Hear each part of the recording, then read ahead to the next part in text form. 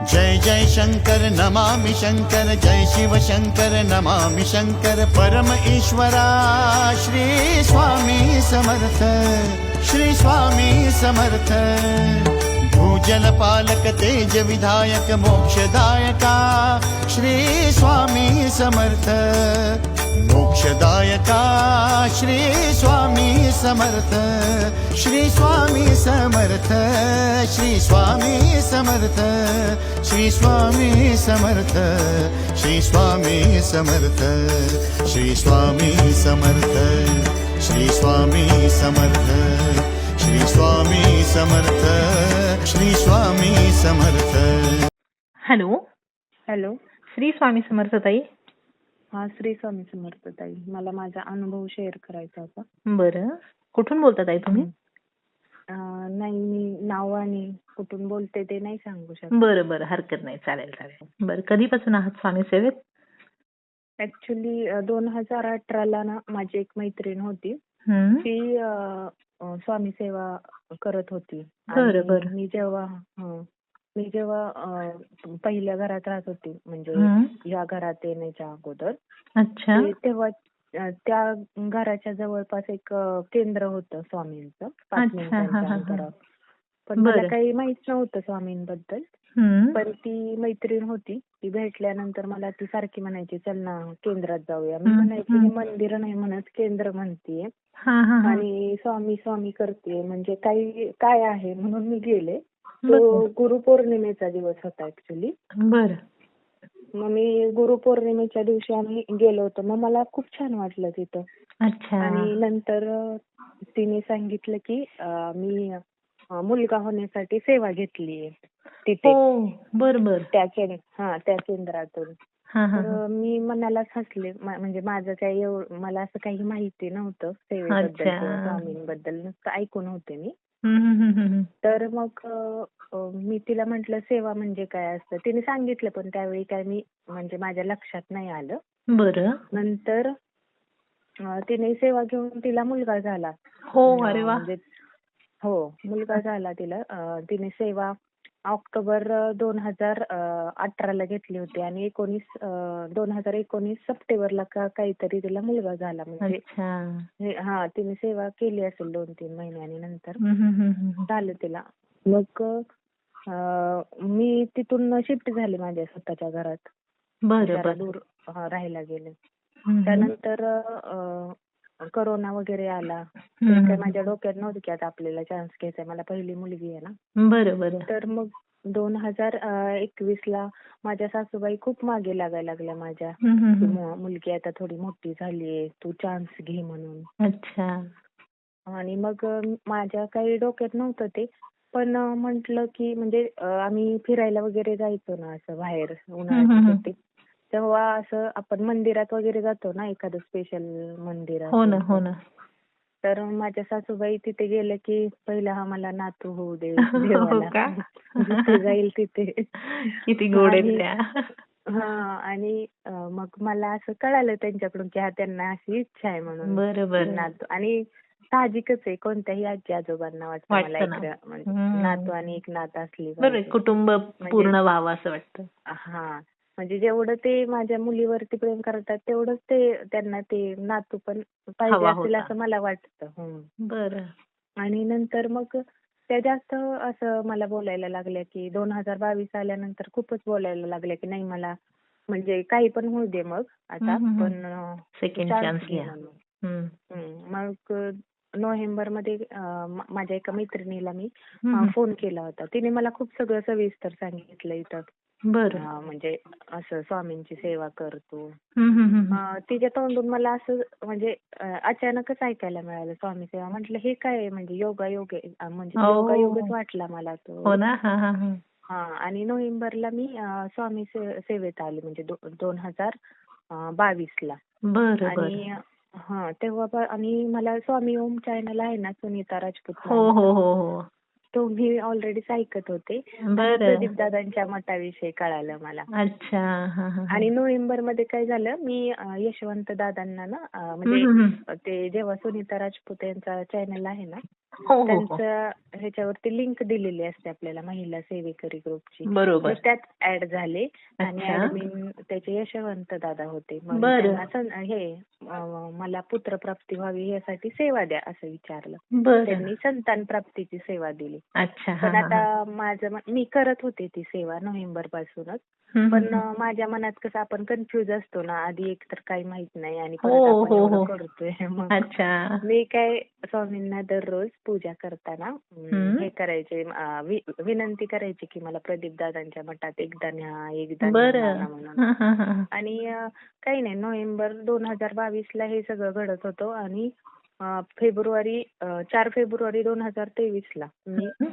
प्रदीप दादांच्या मठात गेले. हो का? अरे वा. आणि तिथे गेल्यानंतर हा, हा, हा. तिथे गेल्यानंतर मला खूप जणांनी सांगितलं की इथं आल्यानंतर 50% काम होतं, बरोबर आहे. हा. 70%, कोणी म्हणलं 70% काम होतं. हम्म, हम्म, ठीक आहे. हम्म.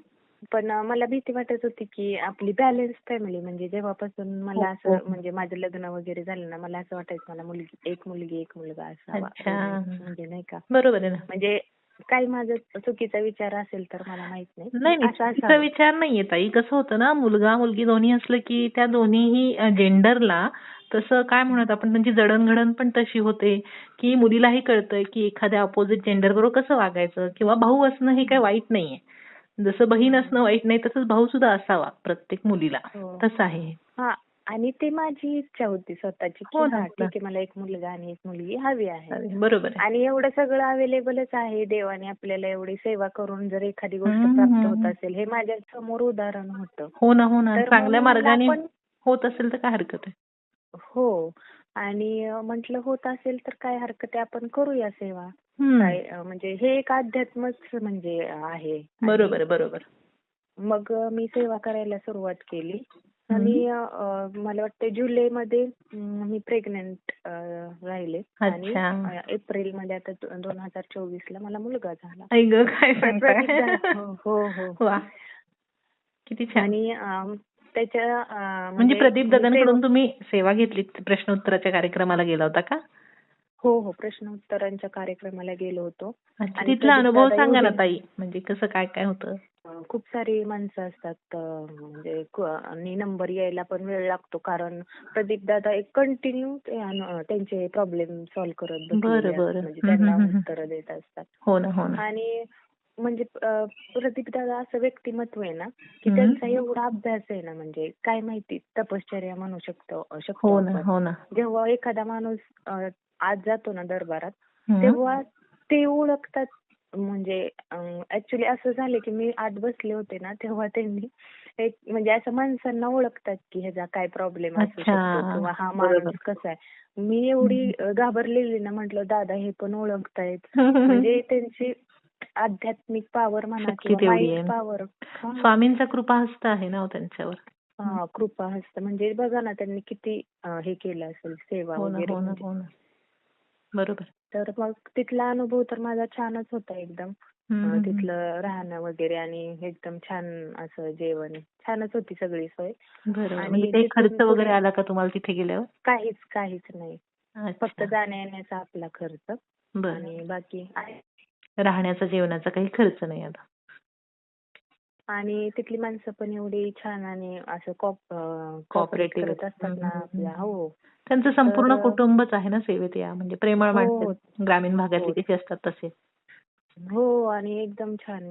आणि तिथून आल्यानंतर मग सेवा सुरू केली मी. म्हणजे ते हम्म. अगोदर करत पण होती मी. बरोबर. पण नंतर मला हे झालं ना की नाही, ही सेवा आपण आता म्हणजे शुअर झालं की हे आपल्याला अच्छा, करायचं अच्छा. आहे. करायचीच अगोदर आहे. यशवंत दादांनी पण दिली होती, ती पण म्हणजे तीच होती हम्म, संतान हम्म, हम्म. प्राप्तीची सेवा. तीच बरोबर. होती, पण एक माझं माइंड कन्फ्युज्ड होतं म्हणून मी प्रदीप दादांना जाऊन भेटले. अच्छा.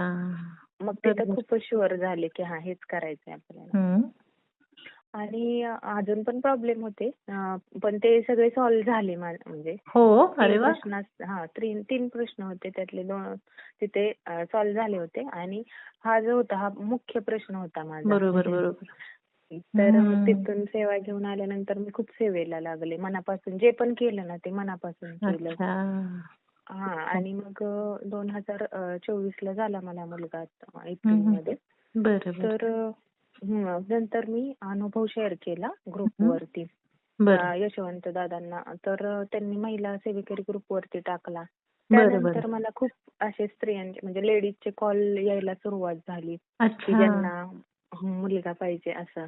तर त्या बरं. मला विचारत होत्या म्हणजे ज्यावेळी त्या अशा कॉल करतात माझ्याशी बोलतात ना, हम्म. तर मला एक एवढं जाणवलं की हम्म.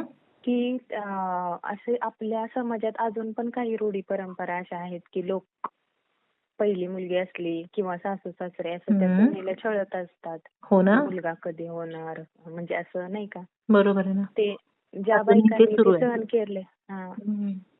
ज्या बायकांनी ते सहन केले ना त्यांना ते माहिती असतं.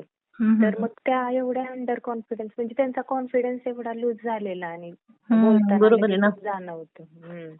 नाही, तर मग नैराश्य आल्यासारखंच होत असेल ना. ती फॅमिली इनकम्प्लीट आहे याची जाणीव त्यांना करून दिली जाते. ते चुकीचं आहे ना. हो हो हो हम्म. हम्म. आणि ते दुसरं कोणी नसतं, आपल्या घरातले नसतात आपल्याला काही म्हणत म्हणजे हो सासू ना. सासरे आपण.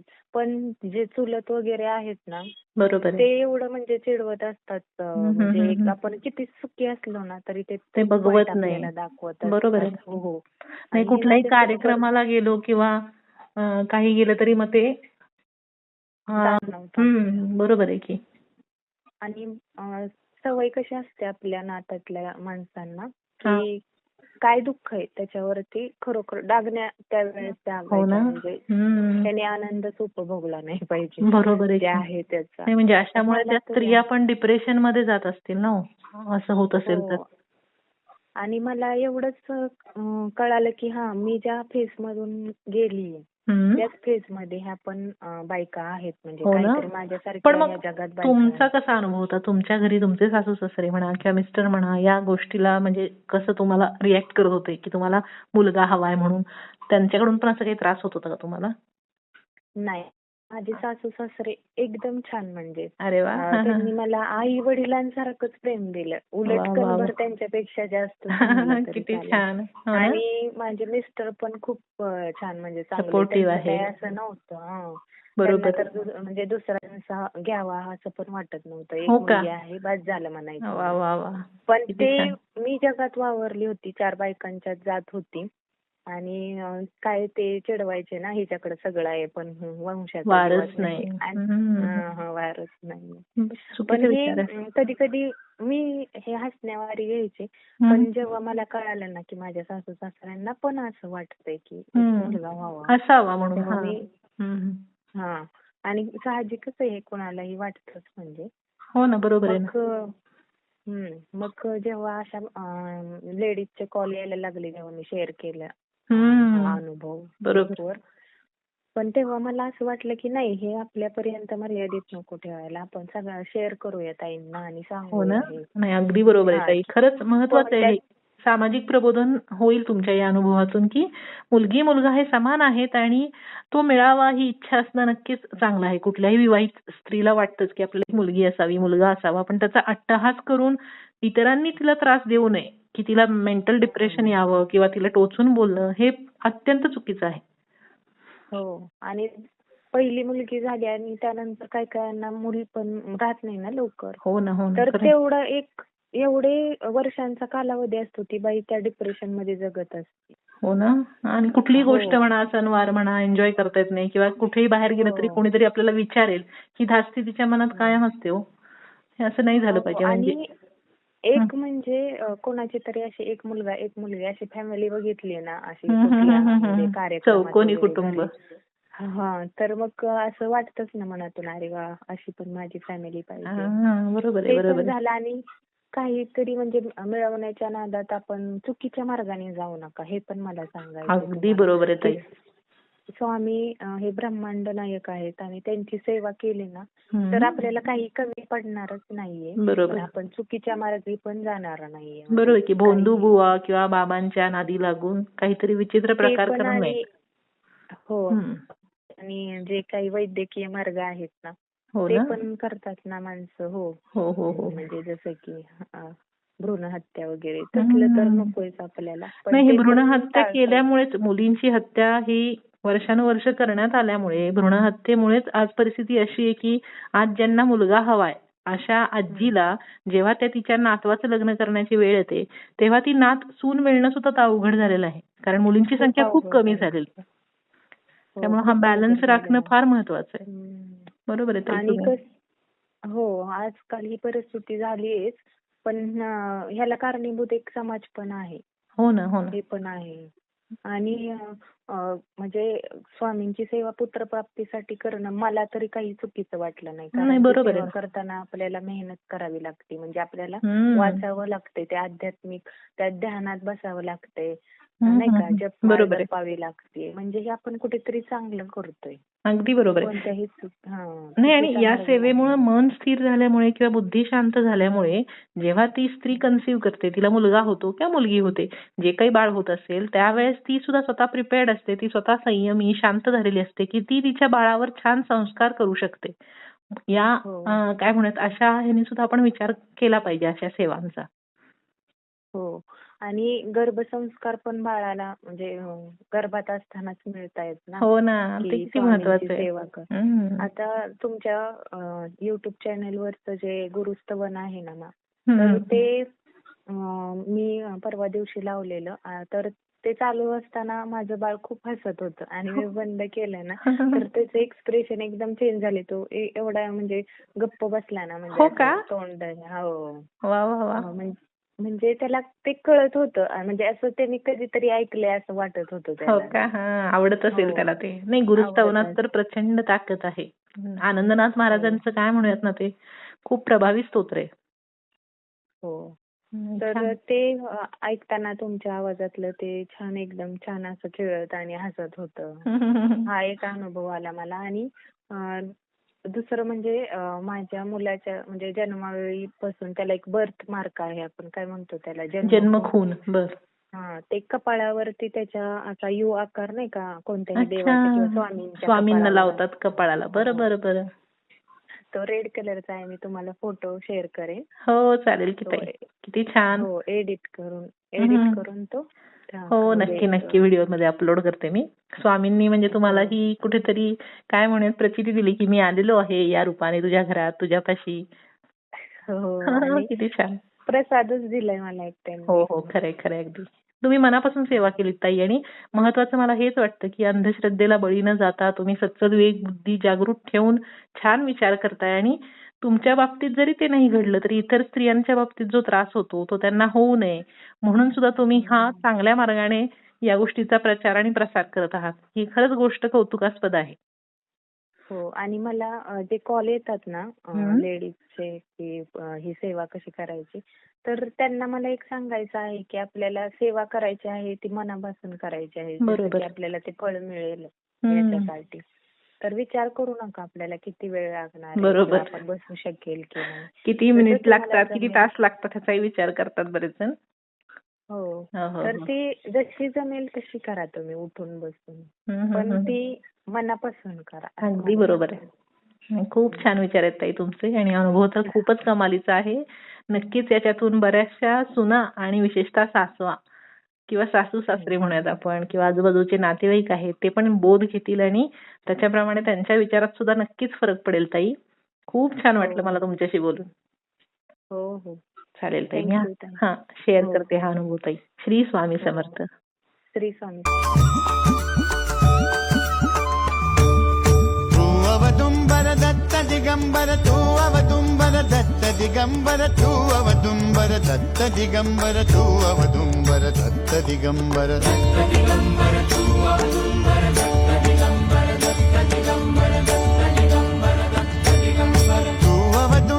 दत्त दिगंबर, त्रिलोकधारी श्री स्वामी समर्थ. त्रिलोकधारी श्री स्वामी समर्थ. श्री स्वामी समर्थ. श्री स्वामी समर्थ. श्री स्वामी समर्थ. श्री स्वामी समर्थ. श्री स्वामी समर्थ. श्री स्वामी समर्थ. श्री स्वामी समर्थ. श्री स्वामी समर्थ.